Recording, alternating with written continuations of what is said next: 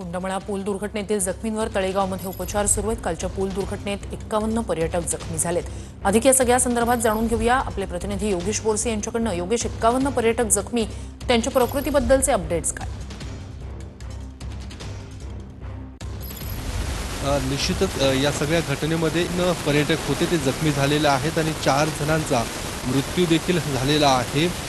ज्या रुग्णालयात उपचार सुरू आहेत त्या ठिकाणी मी आत्ता आहे। आपण पाहू शकतो मायमर हॉस्पिटल आहे, ज्या ठिकाणी अतिदक्षता विभागात या पर्यटकांवरती उपचार सुरू आहेत आणि या रुग्णालयामध्ये आत्ता 21 रुग्णांवरती एकूण पर्यटकांवरती उपचार सुरू होते।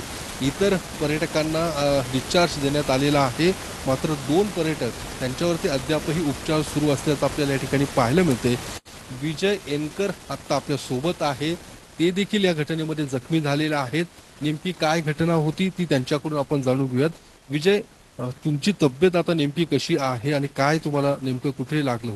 तब्येत बरी आहे, पायाला फ्रॅक्चर झालंय आणि कंबरला मार लागलाय जास्त। नेमकी घटना काय घडली होती? तुम्ही त्या सगळ्या त्या ठिकाणी होता, तुम्ही देखील जखमी झालेला, काय घटना? तिथं अचानक गर्दी वाढल्यामुळे तो पूल खाली कोसळला। कमी कमी 60-70 लोक पुलावरती होती। त्याच्यामध्ये लहान मुलं होती, महिला पण होत्या, सर्व तिथं खाली पडले। मी नेमके कुठले आणि तिथे कशासाठी काय गेला? आम्ही तिथं फिरायला गेलो होतो मित्रांसोबत। मित्र म्हणले तिथं आहेत एक पर्यटन स्थळ आहे, मंदिर वगैरे आहे, त्याला म्हटलं सुट्टी आहे आज, जाऊया फिरायला, म्हणून गेलो तिथं। कसं बचावलं त्या सगळ्या दुर्घटनेत? ही म्हणजे आम्ही खाली एकदम मोठ्या भल्या मोठ्या दगडावरती खाली पडलो, पुला सगट, आणि तिथून प्रत्येकजण आपापला जीव वाचवायच्या प्रयत्नात वर चढत होतो।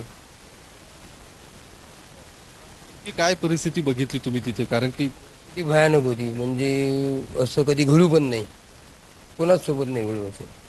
नक्कीच भयानक नक्कीच परिस्थिती होती।